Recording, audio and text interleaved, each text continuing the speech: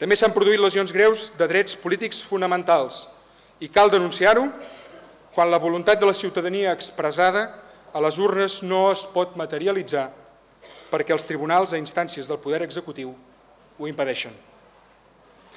En aquest mateix sentit, cal denunciar l'existència de presos polítics, acusats de rebel·lió i sedició per delictes inexistents. Sobre aquest punt, cal destacar el manifest de més d'un centenar de professors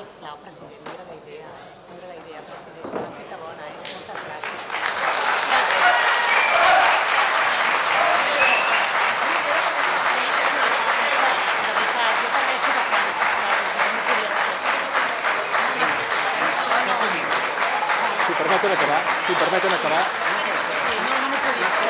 permeten acabar.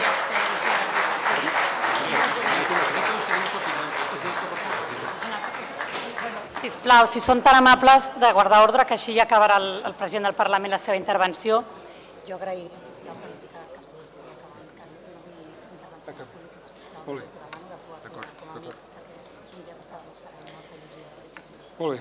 Aquesta regressió de drets i de llibertats fonamentals s'ha observat amb especial intensitat a Catalunya, atès que els darrers mesos s'han produït vulneracions greus en els drets de llibertat d'expressió, de manifestació, de reunió, del secret de comunicacions, del dret a la intimitat i del dret a la defensa.